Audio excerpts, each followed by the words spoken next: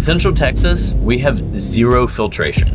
It used to be believed that it took the water 100 years to get from Oak Hill to Barton Springs, and it came out of Barton Springs 2 days later. What you put into local land could eventually end up right back up in your cup. And once we create that proof of concept, our next step will be to basically ask the city to start adopting this program. David Thomason, I'll run the Kozmetsky Center here. I want to talk just a little bit about why the Kozmetsky Center is involved in this. Our focus is on civic engagement, and more of our projects have been on environmental policy really than any other area, because it's so important for all of us to get involved in that, and usually we don't think of that as part of our civic engagement, and yet it's probably one of the, if not the most, one of the most important things. A couple of things. We appreciate the panel. We don't have enough people on the panel. We need more people on the panel. We just got these yard signs for the project, and the students are going to go over what it is exactly. And we've been going out canvassing neighborhoods, talking to people in the neighborhoods, and they'll talk about the incentives and the benefits that neighbors of St. Ed's will participate in. But the goal of this is to create a pilot project that we show a proof of concept for this neighborhood that shows a reduction of chemicals that are in Blum Creek and ultimately down into the Colorado River. And once we create that proof of concept, our next step will be, which we've already worked with in the last year, with LCRA and the City Watershed Protection Program, to basically ask the city to start adopting this program citywide. So, we're doing this now to establish data, to establish the relevance of the program and the importance of the program. So it's a building block, and it's a real important thing for us all to work together on. We have science involved in this. We have grassroots involved, each of these teams that's been working so hard on this to put it all together. So I just want to say thanks for coming, and I'm carrying a sign. I'm carrying a sign. All right, Bella, Bella's going to give you more. Good evening, everyone, and welcome to the Kozmetsky Center, and welcome to St. Edward's University. We will be your moderators tonight. Hi guys, my name is Emily Hernandez, and I'll also be your moderator tonight. We're happy to have you guys here for our Get Fertilizer Wiser event town hall. This event will bring together students, community members, and local experts to talk about how small changes in our yards can make a big impact in our environment. Tonight is about connection, learning from one another, sharing ideas, and finding ways to care for the place we call home. Before we dive in, we want to introduce you to the very people that are behind this grassroots campaign. These teams represent everything from research and design to outreach and event planning, and together we've built this campaign from the ground up. From the research and data team, we have CJ Herbert and Maya Nunez. You guys can wave.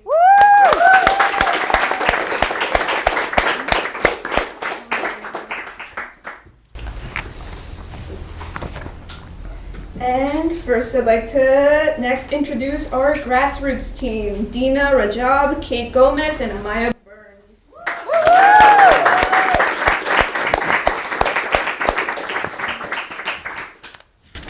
From our campaign team, we have Reese Perez, Hadley Strickland, and Paul Bullock.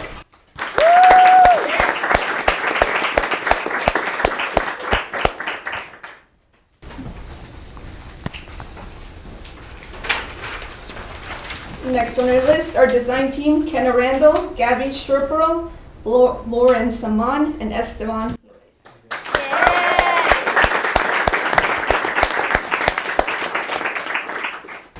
From our survey team, we have Jorge Villaseñor and Cesar Cardenas. Lastly, yours truly, Emily Hernandez Corona and Bella Rodriguez.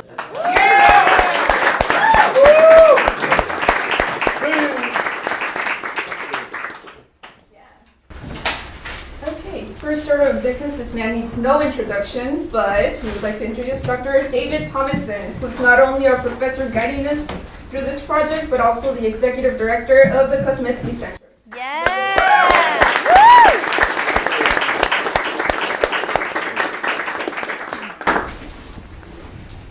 you to every team member for your creativity, commitment, and teamwork. I'd now like to pass it to Hadley Strickland, who will give an overview of our campaign, what Get Fertilizer Wiser is all about, and how it started. Hi, I'm Hadley, and I'll tell you a little bit about Get Fertilizer Wiser. So the mission of the Get Fertilizer Wiser campaign is to promote sustainability through encouraging homeowners to make the change to using natural fertilizer. So why does this switch matter? We can sometimes feel like we are too small to make an impact in protecting our environment. But this is one real, actionable step each of us can take to keep our cities and our water beautiful. Artificial fertilizer kills the microbiome in our soil. In turn, your plants can only receive nutrients through these chemicals. And over time, you need more and more of this artificial fertilizer to achieve those initial results, costing you more and more money and harming our environment. When rain comes, these chemicals wash off your lawn into our waters in Austin, creating algae blooms which destroy the ecosystem of our rivers and make them progressively uninhabitable and unsafe for us. From swimming at Barton to paddleboarding at Lady Bird Lake, our waters here in Austin are part of our community.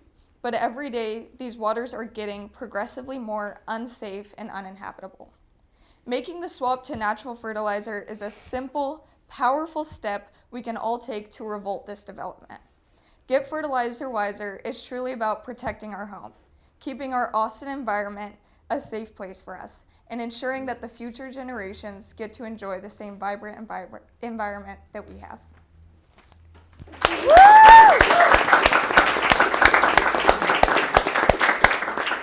Thank you so much, Hadley. We're now going to pass it to our research and data team to talk a little bit more about the tests we're running and give more context to the project. CJ and Maya? Okay, how are you guys doing this lovely night?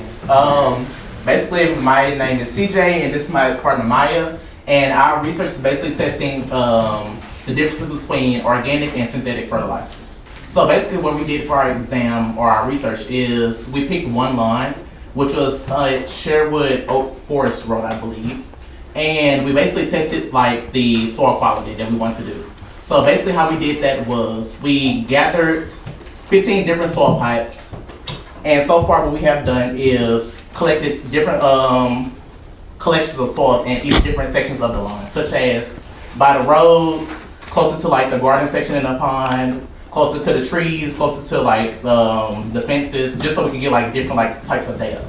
And basically what we wanted to test out was the pH test, nitrogen, and everything that is in soil, because we want to basically test that the organics that we are trying to use for our fertilizers, can we make those be better, and can those actually improve our soil quality test? And can those actually improve like something, could those improve things that we can do on a day-to-day basis so we don't have to use synthetic soils?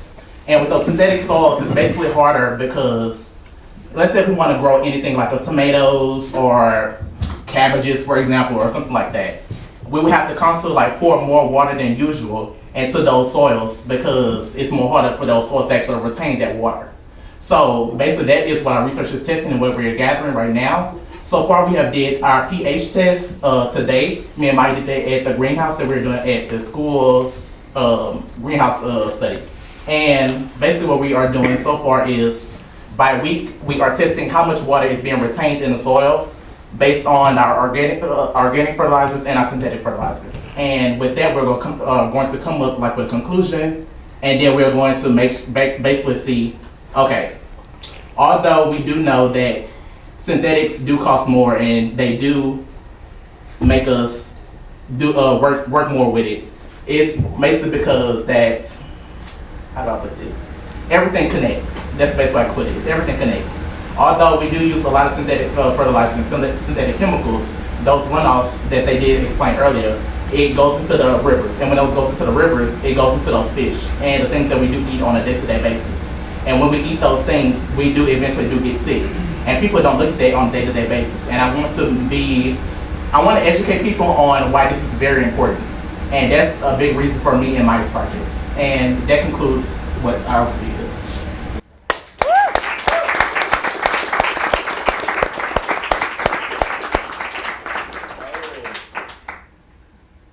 Maya, do you want to add anything? Sure, I'll just add on to that. I think the overarching goal of this project is just to illustrate that what you're putting in your soil is inevitably causing non-point source pollution, wherein those chemicals will be picked up in the water runoff and they will go into our watershed. And not only that, the contents of the fertilizer, organic or synthetic, will be saturated into the soil, and that will also run into our aquifer, which is further deteriorating the water quality that we consume, that's in our homes, that our dogs are swimming in, that our children are swimming in. So we really want to illustrate to the public that this is a public health crisis. People don't really think twice about what they're putting on their lawn, but it really does impact our public health. Thank you so much, Maya. I do want to give a shout out to the Travis High School aquatics class. We're going to be working and partnering with them to run some water tests in Blunt Creek. So we're excited to get to work with them and talk to them a little bit more. Okay, now we are so excited to get to introduce our panel of experts who will help us dig deeper into why this conversation matters and how it connects to all of us here tonight. We're honored to have Nessa Spence from Microlife, who has worked closely with our class on this project and its efforts in sustainable organic fertilizer solutions. Right next to me, we have Dr. Amy Concilio, who's a St. Edward's University professor whose research focuses on ecosystems, climate, and sustainability. Up next, Amy Wagner from Native American Seed, an organization that promotes native plants and natural landscaping. It's Ashley. Ashley. It's my aunt's name, it's fine. This is Ashley. We also have Justin O'Rye from Skyline Trees, who brings insight on how trees and thoughtful landscaping promotes healthy soil and sustainable yards. Our one and only Roy Johnson, St. Edward's University arborist, who can speak to how Microlife is already being used here on campus. We also have Micah Sutton from the Great Outdoors Garden Center right across the street, sharing a local business perspective on how sustainable lawn and garden practices. Last but not least, Justin Haynes, a Trail Conservancy. Yes. All right. Welcome.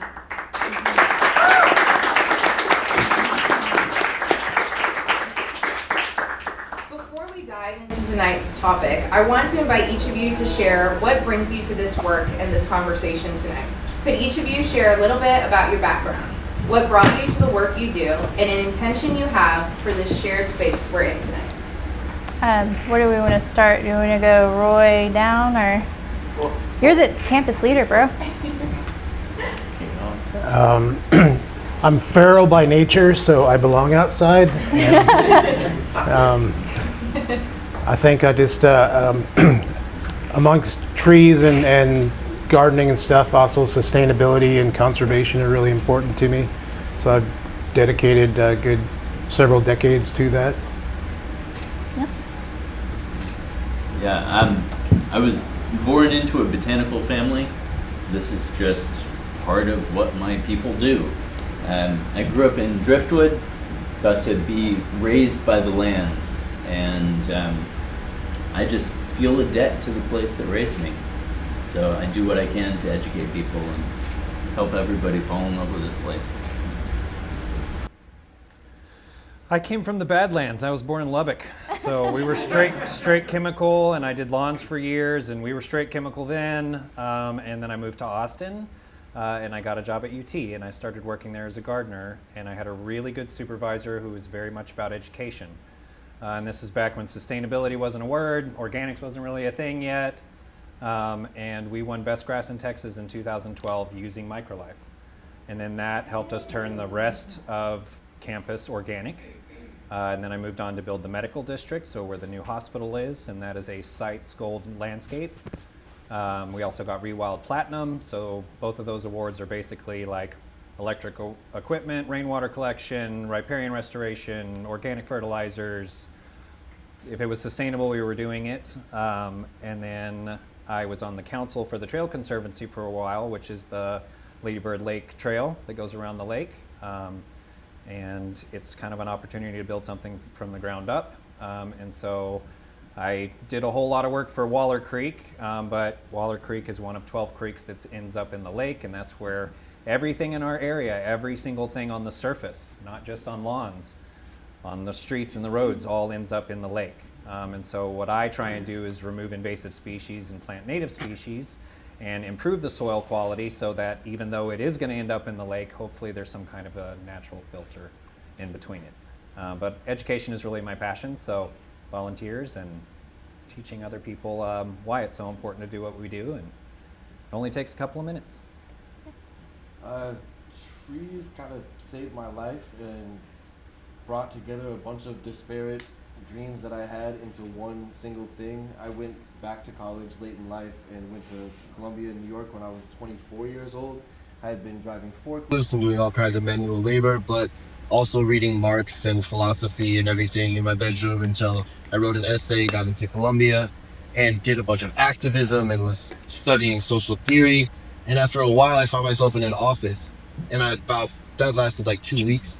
I quit, I got a job, and I saw a guy take 100, not 100, maybe 50-pound chainsaw 100 feet in the air in about 2 seconds, and I was like, okay, I found it. Here we go. So I got on the crew, and I learned like the kind of rough and tumble aspect of it. But I studied anthropology, and I wanted to elevate it to the level of a profession where we are dealing with policy, we are being active. So I talk about arboriculture as an applied science. So taking all of that kind of like a directionless anger at the situation, I found trees, and it gave me a tool to make a difference. So. I too come from the Badlands. So my mother is indigenous. She's Navajo. My father, he works in the oil field. So I understand both sides of the industry, and I know one side, the one that works with nature, is much better than the other side. We went from New Mexico to Houston, and I lived in an ag region.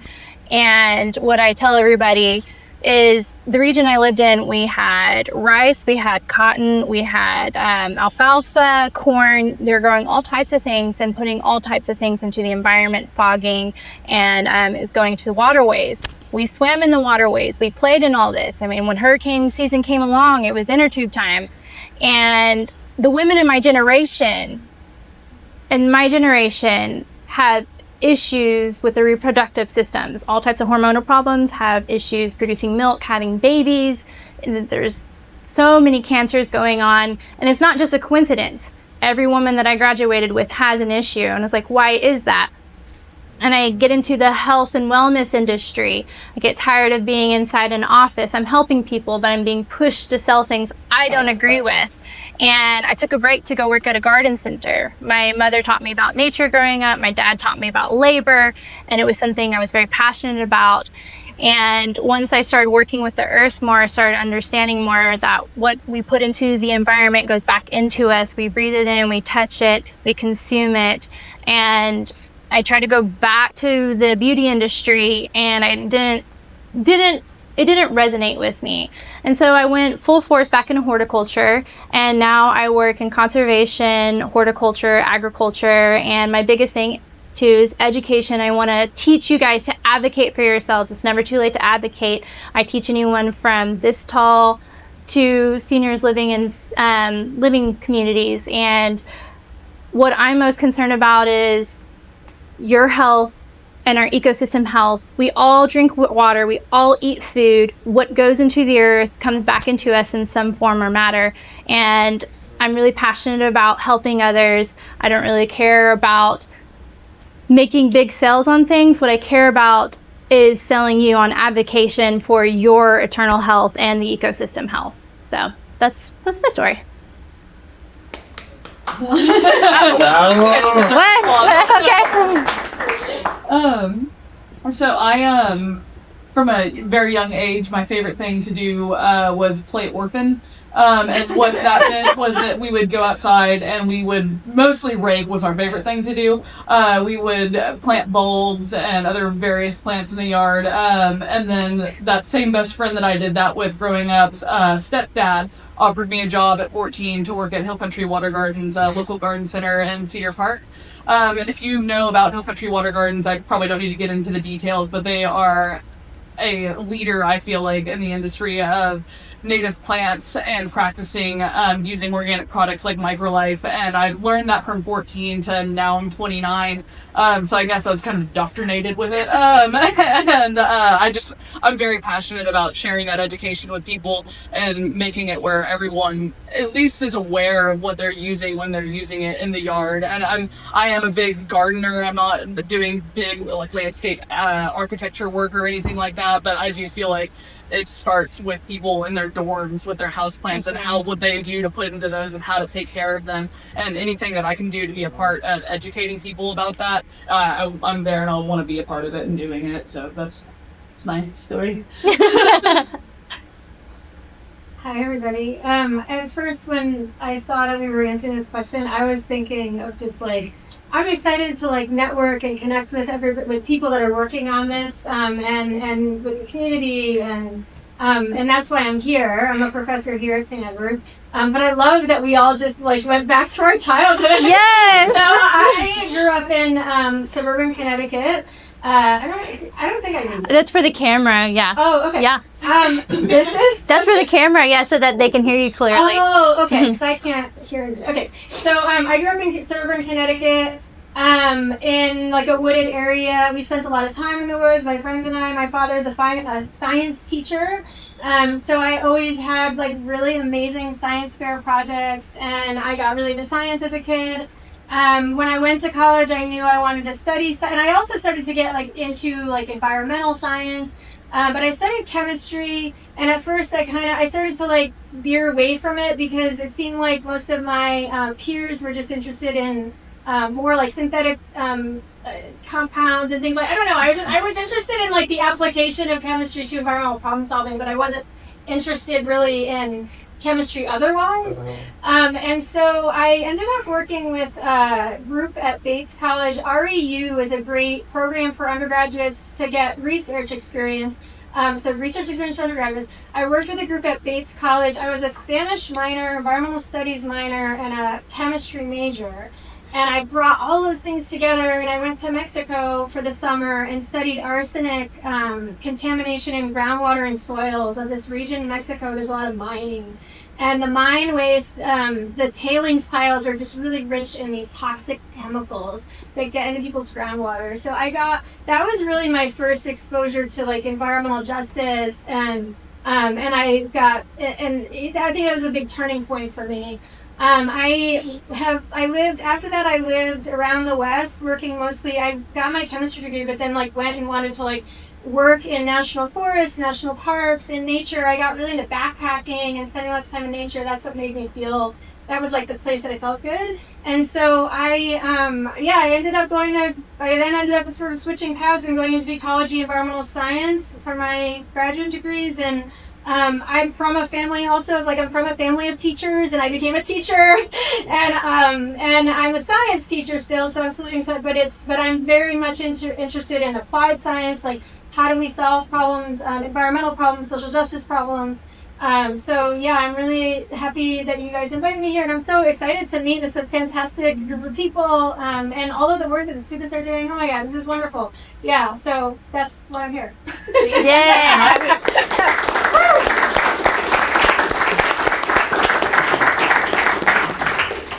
Well, I mean, we went from Roy to Dr. Goncillo, so it's only fair that we go back to Dr. Goncillo. Okay. Can you help us understand what's actually happening when synthetic fertilizers wash off on our lawns and waterways? What are some of the visible and invisible impacts to our local environments? Okay, yeah. So I want to give a plug for all the students in the room. If you guys want to really study this in depth, I teach environmental chemistry very intermittently. I'm teaching it next spring. It is a great class to learn about this stuff. I also teach environmental science when we talk about it. But you, I'm sorry, I forget your name. Hadley. Say it again? Hadley. Hadley gave a good description of what happens, and that is that, so nitrogen and phosphorus are two of the, plants need nutrients to grow. There's a certain suite of nutrients that they need in different, like relative amounts. And nitrogen and phosphorus are the two nutrient elements that are commonly missing.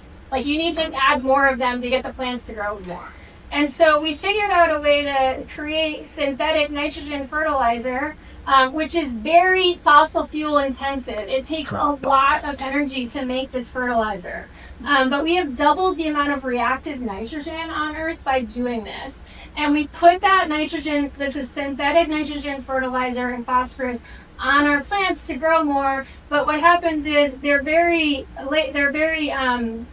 very easily through the soil, and they could very easily move down below the root zone. And so if it gets below the root zone before the roots take it up, then it can reach down and then ends up in our aquifers or in lakes and rivers, or runoff. There's runoff, and we get we get an accumulation. A lot of this nitrogen and phosphorus is lost from the system. It's not taken up by the plants, and so you get an accumulation of these nutrients into waterways, which seems like, okay, great, you could just grow more plants like this, like the same thing. You're going to grow more algae because algae needs the same nutrients as plants do on land. Algae is often phosphorus limited, and so in freshwater systems. And so what you get is this big proliferation of algae, and at first, like, that sounds right, like there's a lot of photosynthesis happening, there's oxygen being created, but actually then what happens is that algae blocks sunlight, and so other organisms aren't able to grow down below it, and it dies, and there's high turnover, and then it uses up all the oxygen in the water column. And oxygen is key for life. Like, most organisms use oxygen for their respiration. Like, there's some bacteria that can get away without oxygen and live in the deep sediment and stuff, but so even fish, you don't really think about it, but they're breathing oxygen just like us.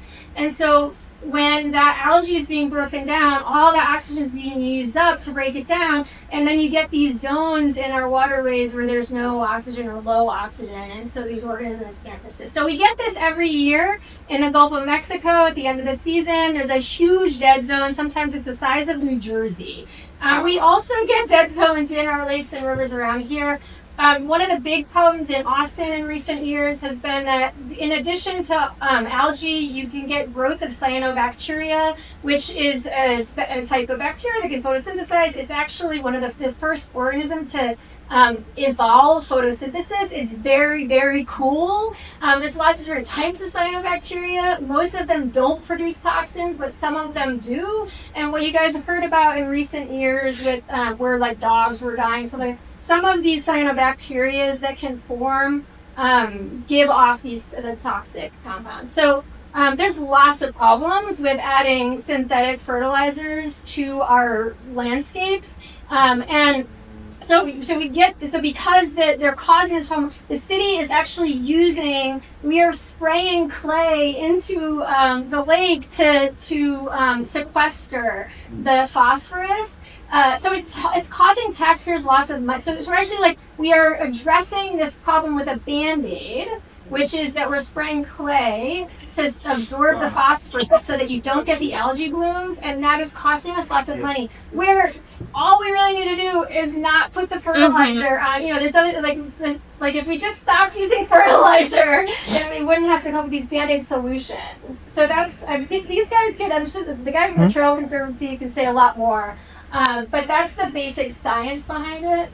Too much phosphorus and nutrient. Yes. And Awesome. Thank you so much. And please, we do have some targeted questions, but if anybody wants to add on, please feel free to add on. I'd love to give a bit of a hydrological perspective. Yeah.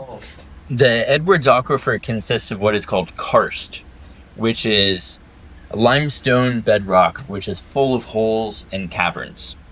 So in other parts of the world, you get filtration of the water as it moves through sand beds, as it moves through porous stone.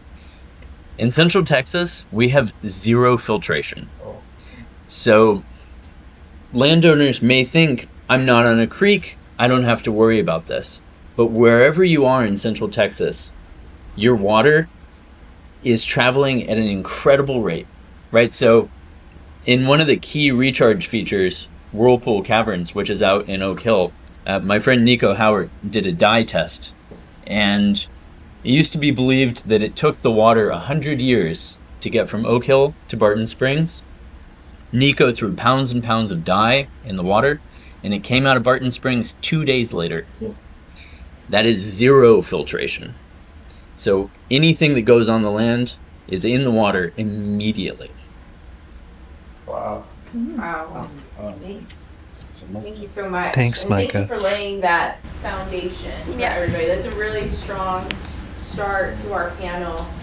For Nessa, a lot of people assume synthetic fertilizers are the normal and easier choice. What are some of the biggest misconceptions you see about fertilizer use, and how do organic options compare in terms of results? All right, so I'm a green redneck. I'm gonna talk about it like a redneck. I love it. So the easiest way to explain this is when you're using synthetic chemical fertilizers, pesticides, herbicides, fungicides, they're all going to kill our ecosystem, starting with our soil ecology. It's like injecting, everyone knows Miracle-Gro because that's the widest marketed product out there for fertilizer. It's a synthetic chemical, goes in the plant, crystallizes and expands to make it look like it's big and beautiful and strong. It was created for rose shows. That rose show is that one day. They take that rose, chop it, big and beautiful for that day, and then it dies. When you use a synthetic chemical like that, it's like injecting steroids. You're going straight into the vein. Now, we were talking about the phosphorus and the potassium and the nitrogen in the soil. Those things naturally occur from the organic biomass, the decaying matter from plants that go into the soil, and they should be available to those plants to uptake it. But when you use those synthetic fertilizers, it binds it and locks it in the soil. You need mycorrhizal fungi networks, which are those white webby guys that I had out there in the soil outside. It looks like when you open up the soil, when it's nice and healthy, chocolatey and strong, you have your little white webby guys go in. They live symbiotic to your roots of your plants. So this is the roots of your plants. This is the mycorrhizal fungi. They trade nutrients together, and the microbes will go out and make those nutrients available for the plant, and the plant in turn trades nutrients to, which is the exudates, to the microbes. So when you don't have the mycorrhizal network, when you don't have the microbes in the soil, that stuff stays bound in there. Then it goes into our waterway, so it starts sinking and it runs off. And then our plants start to get weak. So when it's so used to getting injected directly into the plant, once you stop giving it its drug, it starts to get sick. And what happens with that? We start this cycle. When you get sick, the bugs come. They see that yellow-green light, and they're like, this is an easy target. Boom, we're gonna start attacking it. Now that the bugs wanna take the nutrients from the plant, then we're gonna have fungal issues come, and then you spray your pesticide, and then you're gonna spray your fungicide. Those further kill, I wish I had my slides with me. I have them outside, I've made them for kids, but adults love them. And you kill your microarthropods and your microbes in the soil. When you see roly-polies and centipedes, and you see worms, you see beetles, those all have a job. Every bug, everything in our ecosystem has a job. It's whenever it gets out of balance is whenever we start having an issue. Grubs are part of our soil ecology. They provide food. Roaches also break down organic matter and enrich in the soil. When we start killing all that, then we start killing our plants, we start poisoning our waterways, we start poisoning our wildlife, we start poisoning ourselves. So you do your synthetic chemical fertilizer, then you get your pesticide because the bugs come, and then you get fungus, bad fungus, that comes, you use your fungicide. And then you have this poor soil that's salty and hard from all those nutrients being bound up and everything dying. Then you get weeds. Weeds are just plants that people don't typically like, but Mother Earth likes to have green 365, so she'll put something there that can handle that. And when you have poor soil, a seed's going to germinate there that can handle that situation. You go on there, it's supposed to provide biomass and food for pollinators, and you start spraying it with those herbicides, then you restart this cycle because everything's dead. So now I'm going to put my synthetic chemical fertilizer in, and then you see that it keeps going and going and going. Instead of healing the land, rebuilding, regenerating, using your local microbes, using the earth to help feed your plants, which in turn, Microlife, over time, I'm terrible at selling because I say, you don't have to use this every day, you don't have to use it every year. You can use this once or twice a year after you rebuild that cycle up, and then it starts to move on its own.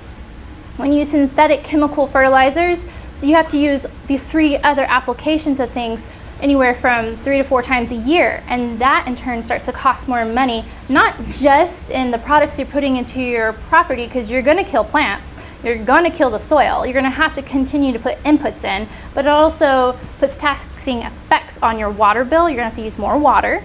When you have healthy soil, it's nice and chocolatey, and it has all these beautiful microbes in there, and it retains more water, retains more nutrients, retains more structure. We're not having a bunch of runoff and erosion. You're having to put more water into it, and then you get sicker over time.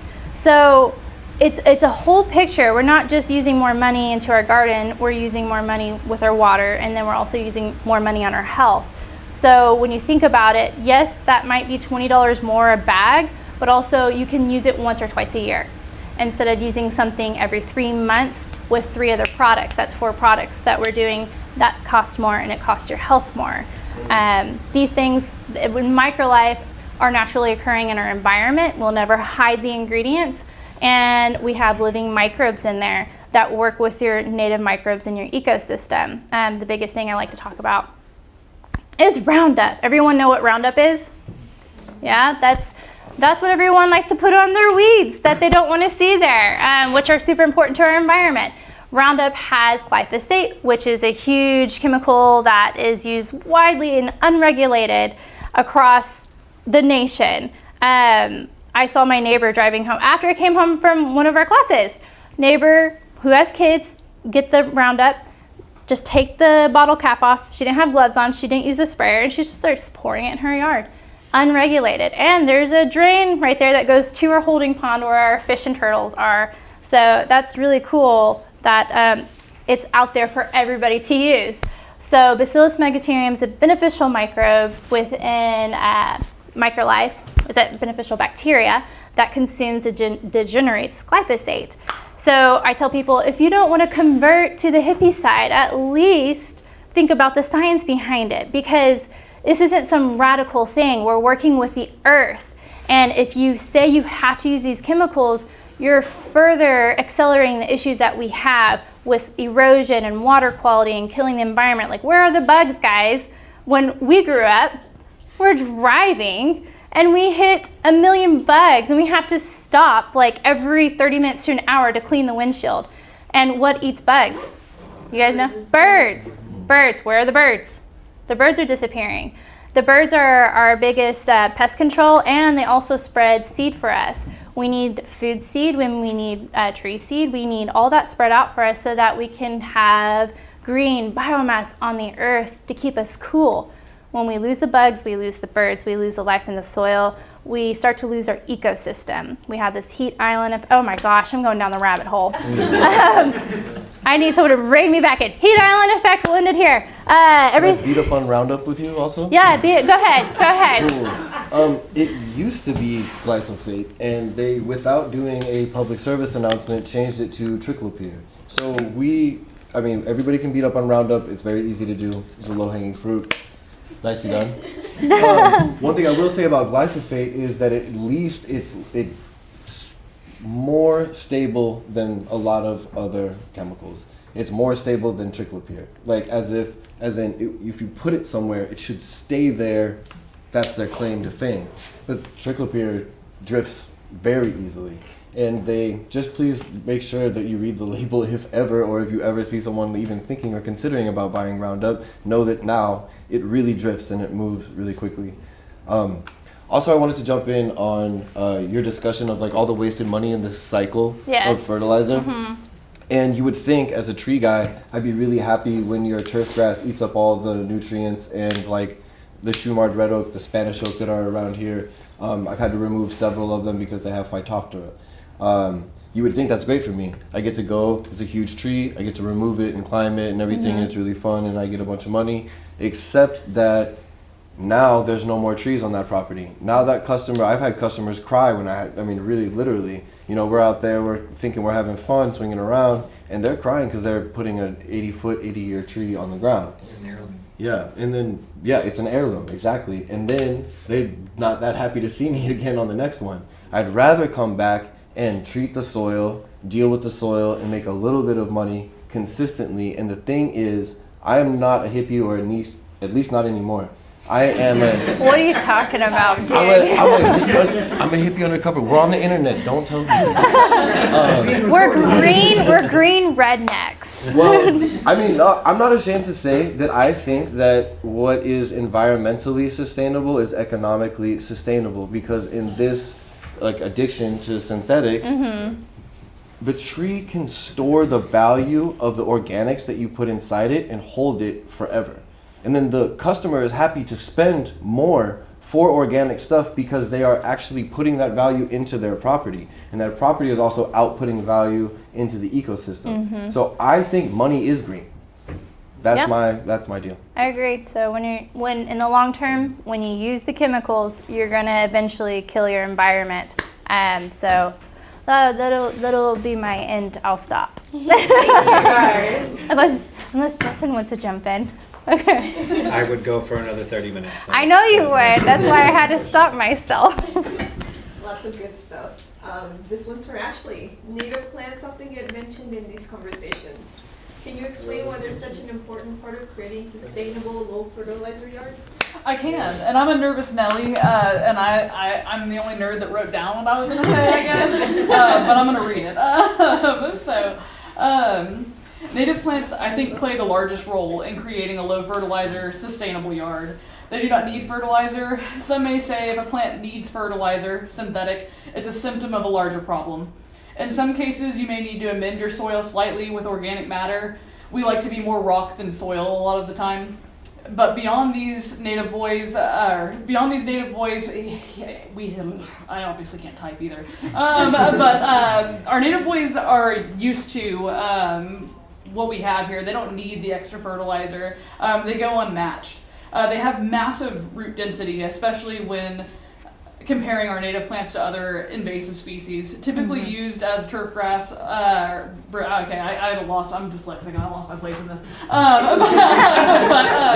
But our native plants have such dense root systems, and they can spread so much deeper than what our invasive grasses that you see everywhere, most commonly Bermuda. The Bermuda with a shallow root system is going to create really compacted soil, and then you're dropping however many tons of synthetic fertilizer on just, Kyle where I live alone, and we're watering it and it's just running right off. It can't even penetrate into the soil, but our native roots are getting in there, they're loosening it up, and then they're also creating like a filter of sorts so that whenever we are watering, it's collecting those heavy metals and things like that are going right into our waterways. So they play a massive role. They played the original role, and for us to take them away and suggest that something from Africa is better, it's a silly concept in general. And I wish that we didn't have to have panels like this to advocate for native plants, because they are so important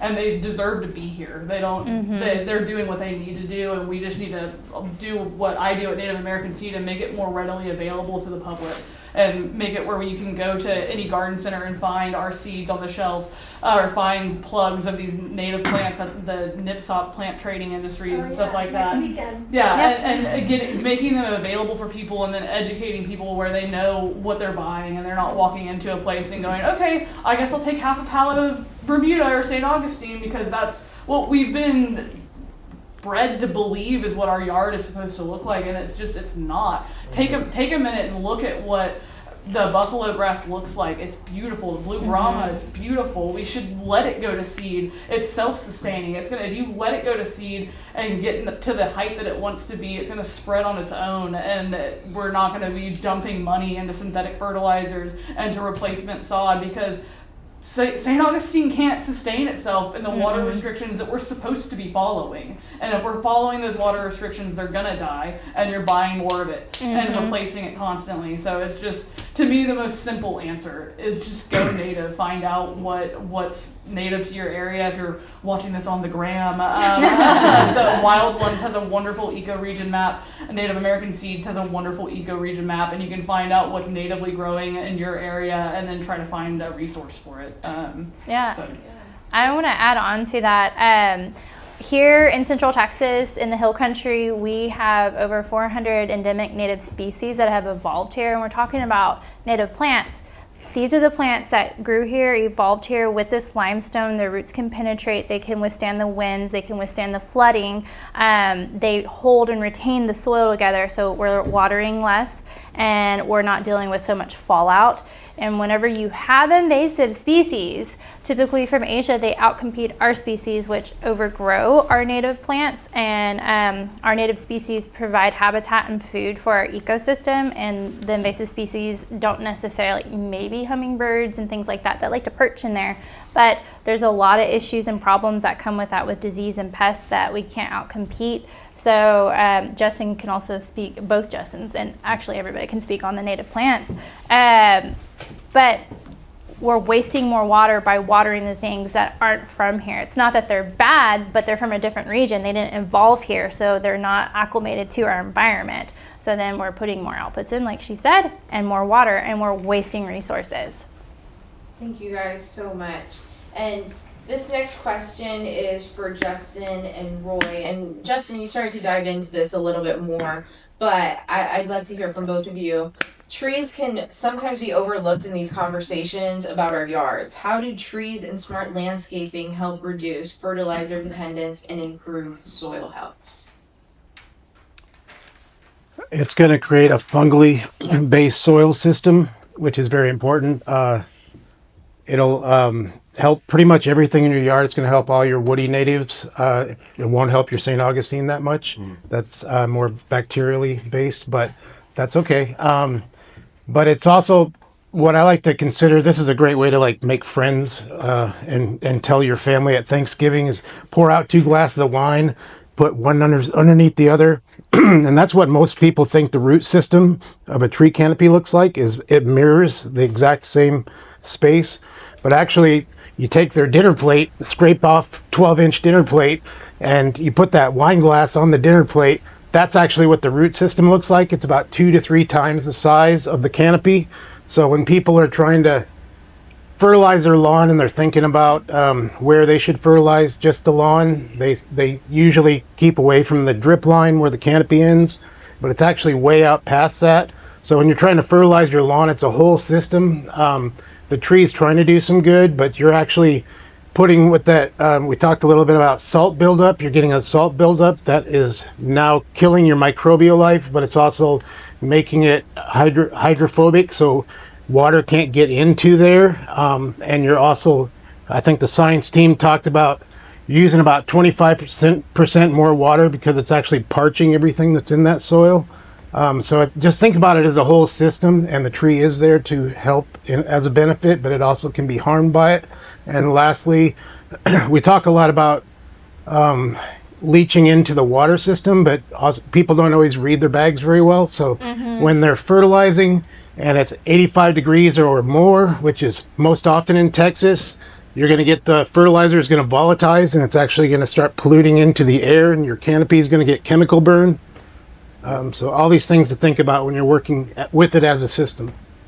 Unless you're using Microlife, because Microlife can be used 365 without burning, and it is safe for everything and everyone. There it is. You're a bad Oh, that's just that's my thing.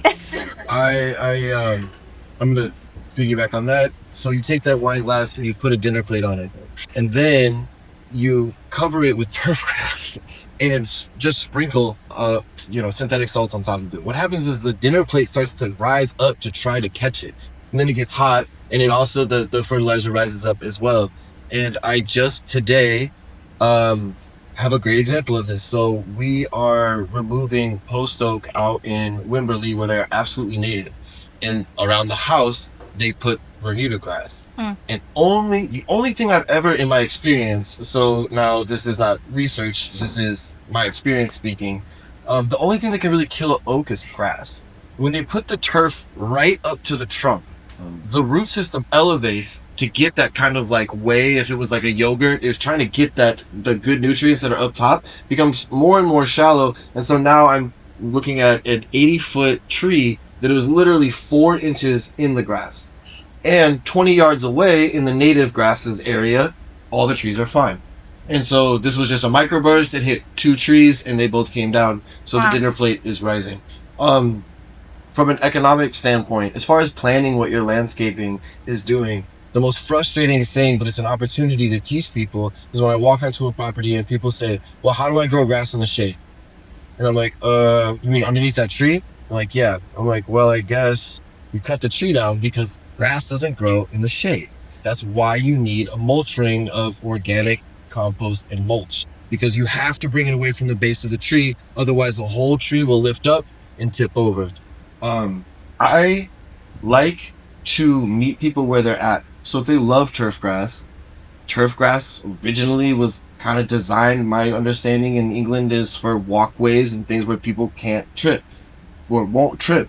But if you circle a tree or draw a line across the root zone, it's like putting a circle around your elbow or a line across your arm. If I put a really bad rubber band here, eventually I don't get to keep the hand but lose the elbow. You lose the entire thing. So one part of landscape planning is if the people are convinced that they need some kind of astroturf, put it on an elevated platform and let the soil do its thing underneath. There's so many awesome solutions, and when people tell me to grow grass in the shade, I say, okay, cool. Now we're going to talk for 10 to 15 minutes so that I can get you convinced that this native landscaping is, growing grass in the shade is that same addictive cycle. Mm-hmm. You put the money in and then it's completely lost. It's not an investment at all, only for the companies that thrive on that kind of economy, which I think are going to tank eventually. But if you can convince a homeowner, like, I need 20% more than the guy who just left and gave you a quote. However, this money that you're going to pay, you can actually appraise the value of a tree. That's part of my job. I can give a dollar amount even to the sentimental value. I know that sounds harsh, but I think if we start looking at these trees as investments, and also in a way as like an account that you put money into, native landscaping is the way to do that. So everything that you spend on your products and your planning and your design and the labor that goes into it, keep those receipts, because now they are inside the tree. That value is inside the tree. So green people can make a whole bunch of almost all of native trees native to Texas are alleliopathic, and they don't want anything to grow underneath them except native Texas plants who have become resistant to the poison that the tree is putting out. Yeah. So that's usually my answer is, I'm sorry, your tree doesn't want anything to grow under it. Yeah. Especially turf grass.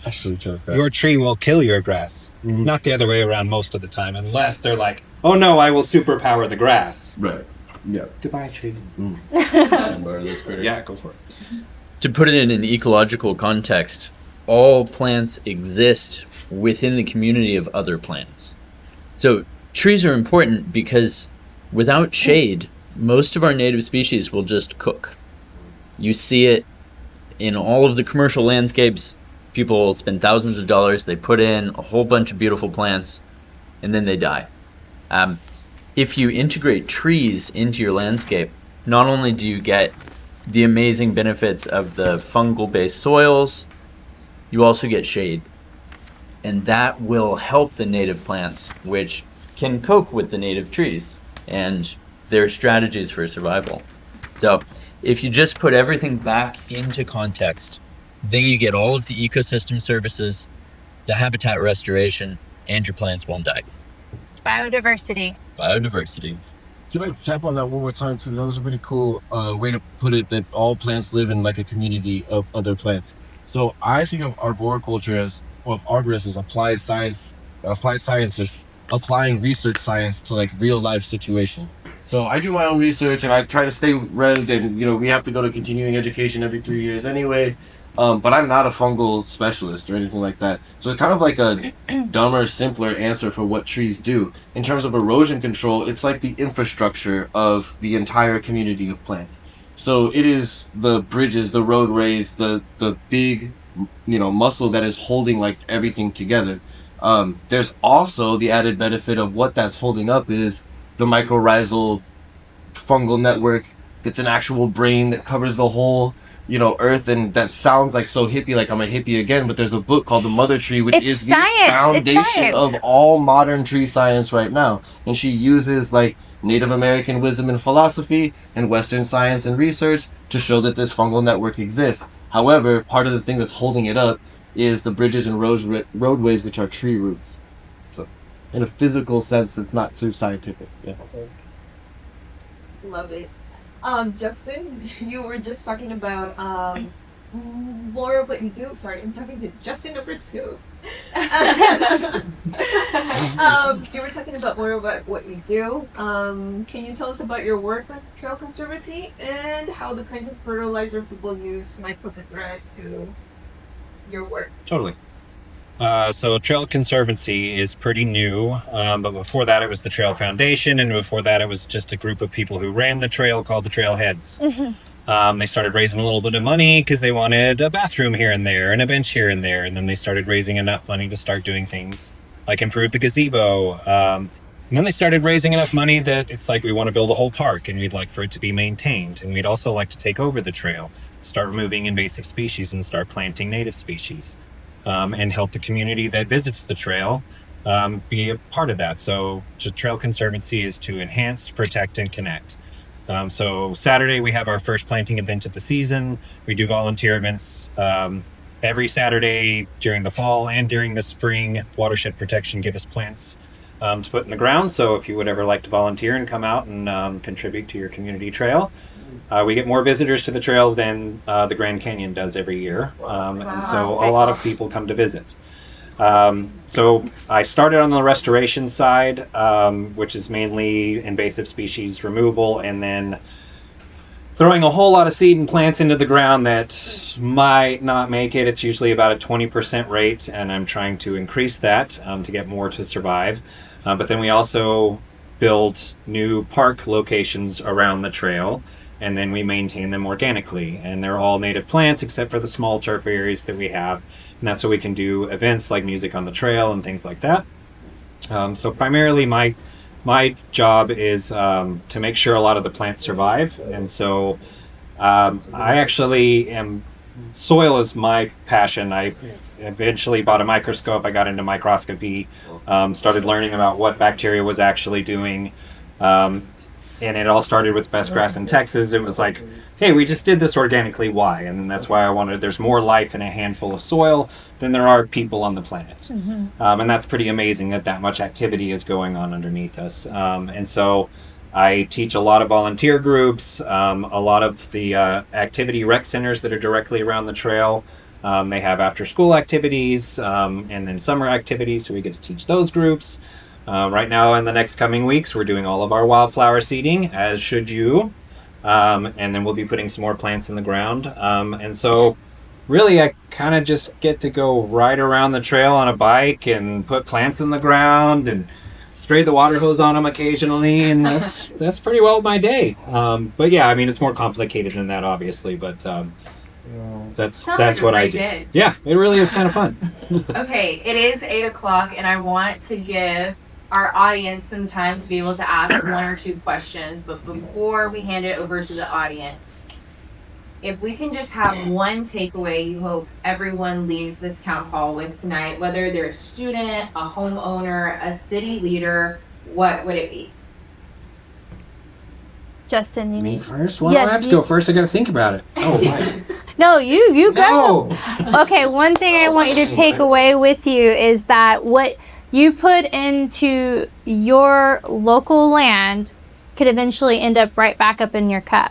So what you put out there, if it's poison, just think about that's going to go back in your cup or someone else's, whether that's a child, it's a dog. The alligators matter too, guys. So just think about that. That's the simplest thing.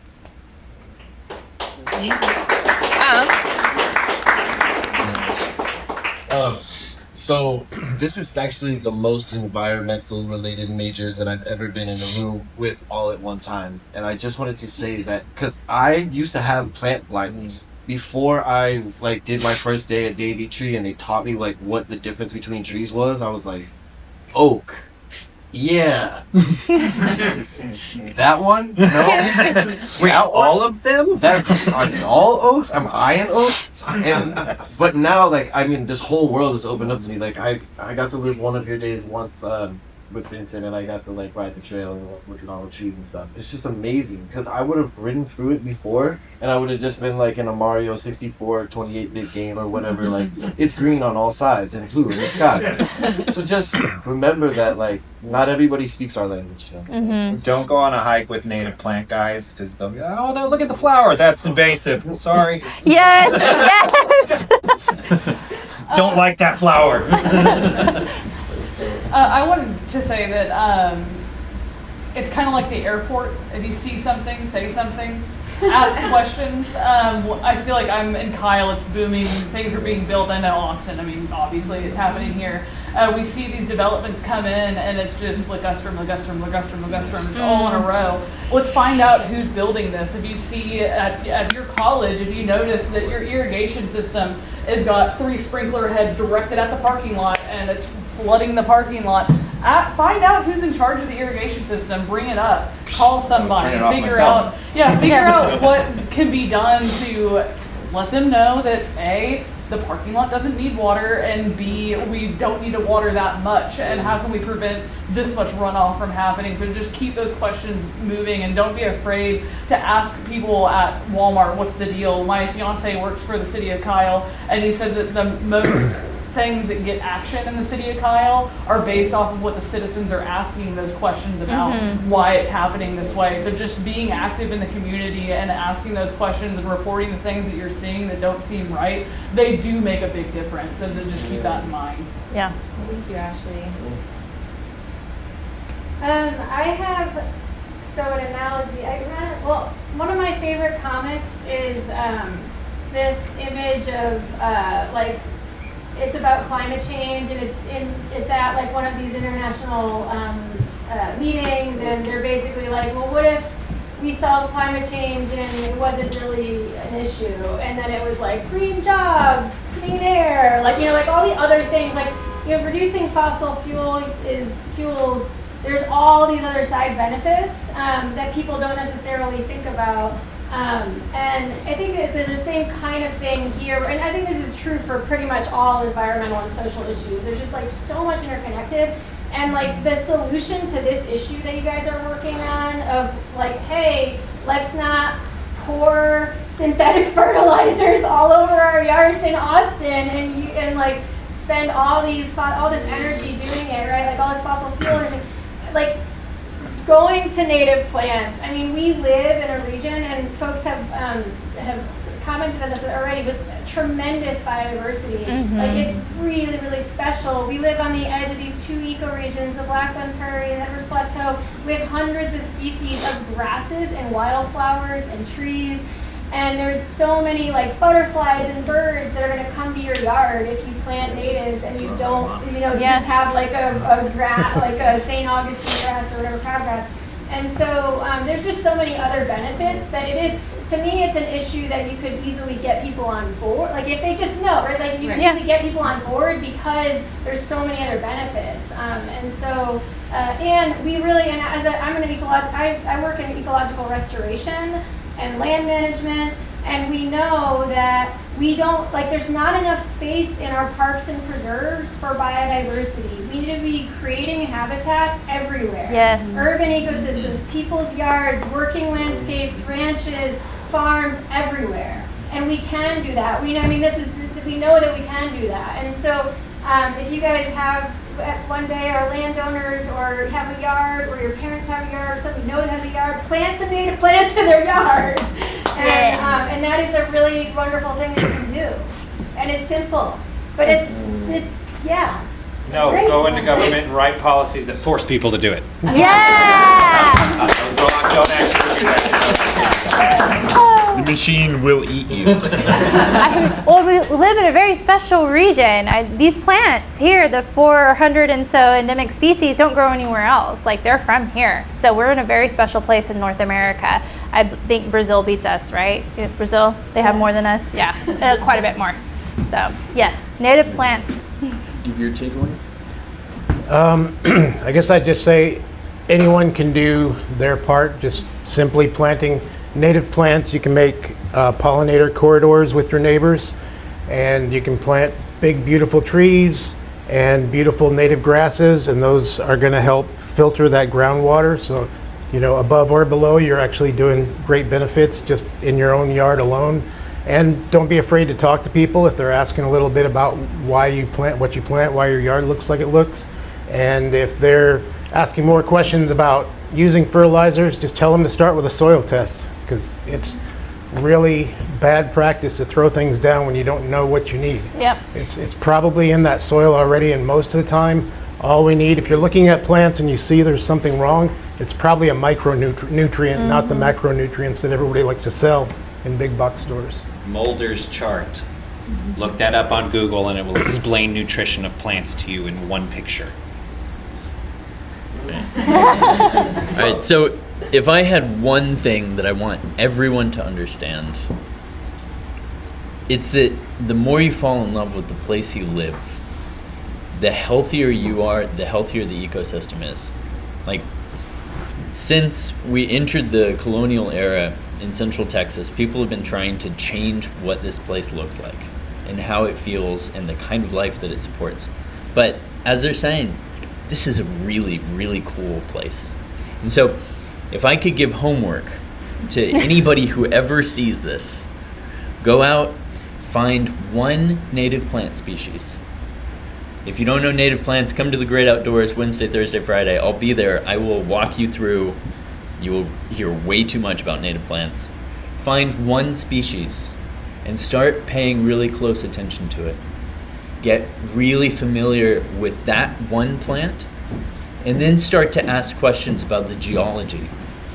Start to notice the pollinators, start to notice the other plants, and eventually you'll end up as a plant nerd like we are. And you'll have an ecological understanding that it'll port over to every other area of your life. Like, this is the foundation of all intersectional activism.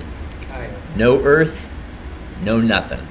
So if you just start paying attention to one species, that will eventually lead you to an understanding of social justice, ecological justice, and everything that, like, we're at the tipping point in as a culture. Pick a species, learn to love it. Read about the Gaia theory. That's a pretty good one. Mine would be volunteer. I've worked in nonprofit for a little while, and going out and volunteering with people, like if going to a specific type of volunteering event for something that you're passionate about. In my case, it would be for planting events. But like most people go to a planting event because they're like, I would like to get my hands dirty. I like to put my hands in the soil. They've heard about energy transfer, Shinran-yoku, forest bathing. It's something that will help your community, and I feel like, I mean, I didn't really volunteer until I started working for a nonprofit, and then I was like, oh, I can't really do much without volunteers. It sure can't do a whole lot more when I do have volunteers.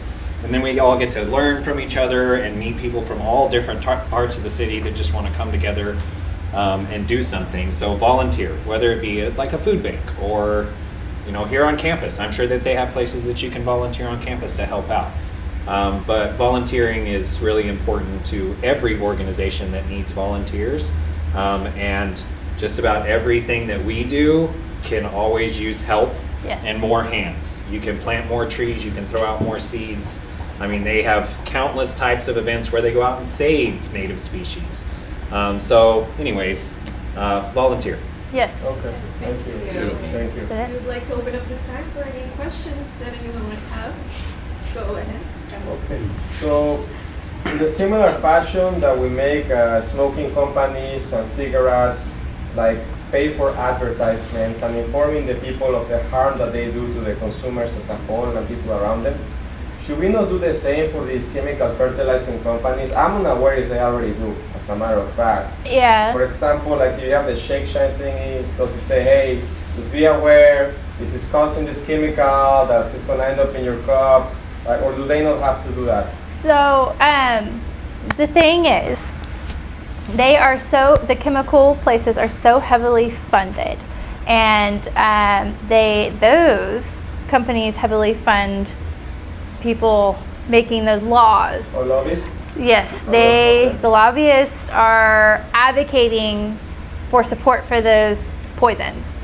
And people like us, we don't have that type of funding to be able to go up against that. We get shut down really quick. So the grassroots movements are so important. That's why what we're doing here is incredibly important. You think you're just one person in this movement. It's a really like awesome underground punk badass movement going on because working in nature and conservation is rock and roll. And we're going against the system by working with the system, but it's going to take us teaching each other, advocating for each other, and advocating for the movement to really get this movement. That's why we're talking about we need you guys to take up the mantle for us, because this affects not just us working in the industry, it's affecting everybody on this earth and everything on the earth.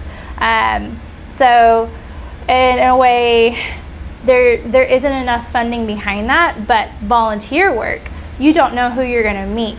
Recently, the NDAs finally open, got to do something with Mr. Beast, and people like him are able to fund programs like this and get more awareness out there. And I volunteer so much. You volunteer so much. Justin volunteers. I think we all volunteer quite a bit.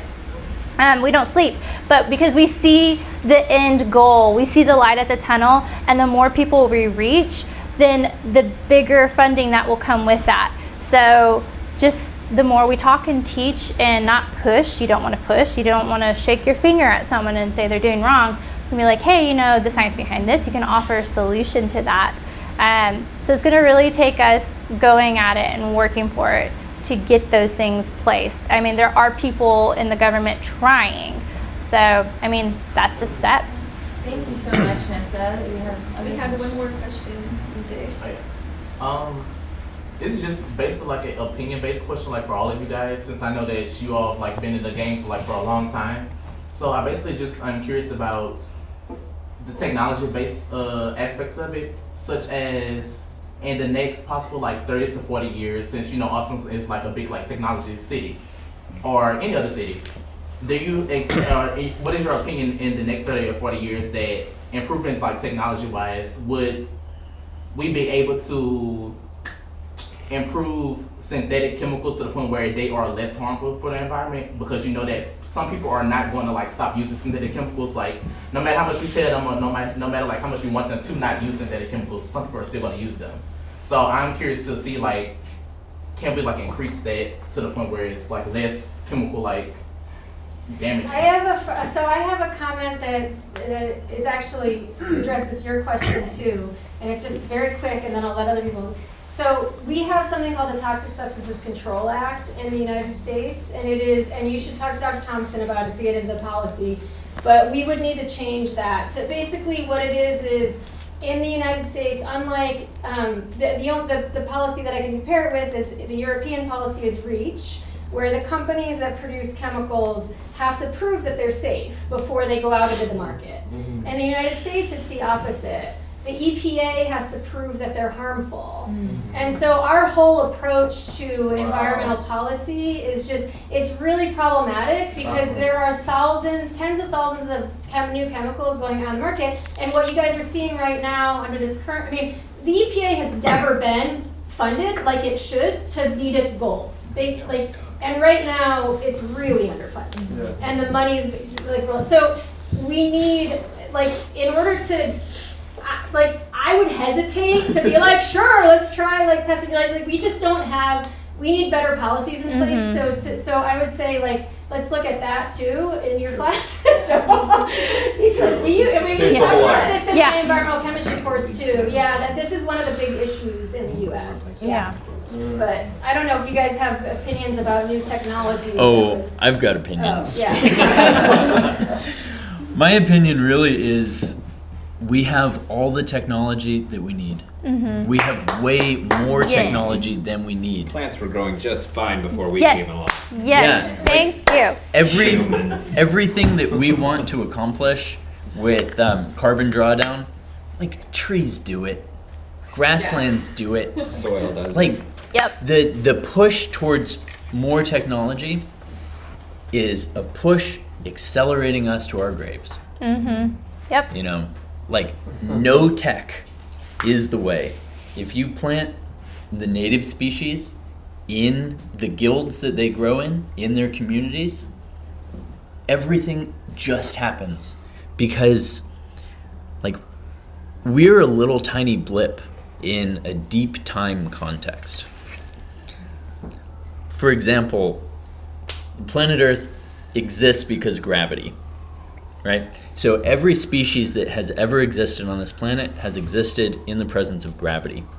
That means when the leaves fall off the trees, they fall down, they stay on the soil surface, and everything that has ever existed on this planet has evolved in the presence of organic matter staying on the soil, right? So you talk about technology, you bring in a leaf blower. You have crippled the ecological succession, you've crippled the entire ecological structure at its foundation because you're ignoring the fact that everything exists in the context of gravity. You know, so this planet is brilliant. Like, there is nothing that we can add. The only thing that we can do is screw around and make it complicated. And, you know, this life on this planet is an incredible game of chess, and we're all playing with the rules of Go Fish. Like, even the people who are at the forefront of ecological science know almost nothing.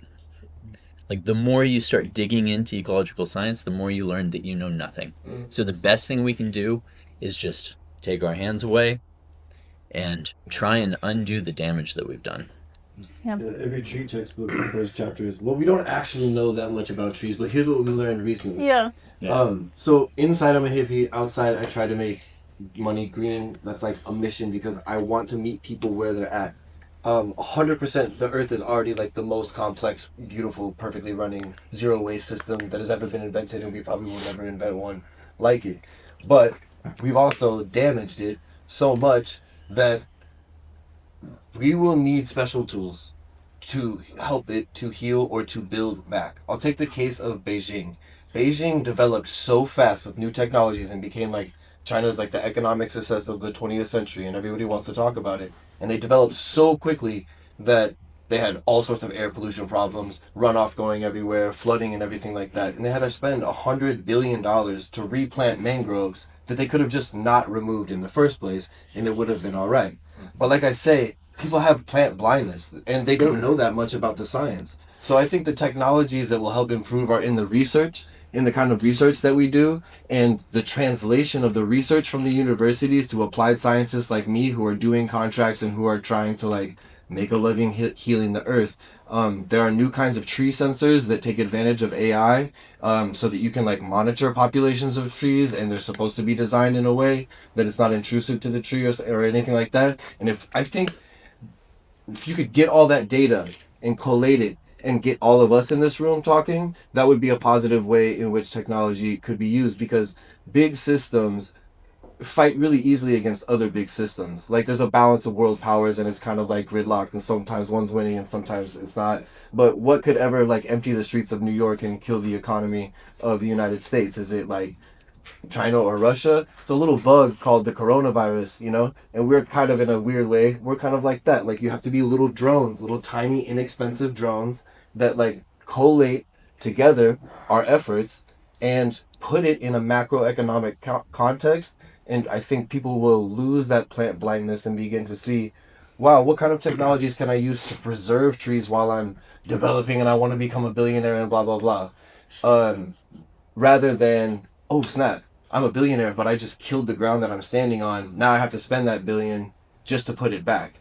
So I do have a bit of an iconoclastic spirit, although I'm totally like at heart, like right in the same place with you, in the sense that I think that there is going to be a vacuum when this cusp that you're talking about, when we walk over it, maybe AI like affects the workforce or something like that. But regenerative green arboricultural practices, for example, with new technologies, new sciences, and new methods is going to be like a huge boom. It's It's crazy to depend on oil when it's going to run out, when the whole time we could be developing all sorts of different awesome technologies that are going to be like a regenerative economy, because, you know, being able to eat and pay the bills is a form of social justice as well. And I think it's going to be an awesome, fun industry and a job that you don't hate to go to, like, hopefully, because I like my job, so. Well, thank you guys so much. If we have other questions, and if our panelists have time, you know, you guys can come up and talk to them. But I wanted to thank each of you so much for sharing your knowledge and your passion. Thank you to everyone who has joined us tonight. Our goal with this campaign is to remind our community that change doesn't have to start big. It can start right at home in our yards. Whether it's switching to organic fertilizer, planting native species, or sharing simply what you learned tonight with a neighbor, your sweet mate, every small action makes a difference. Thank you all again for being here, and let's keep getting Fertilizer Wiser.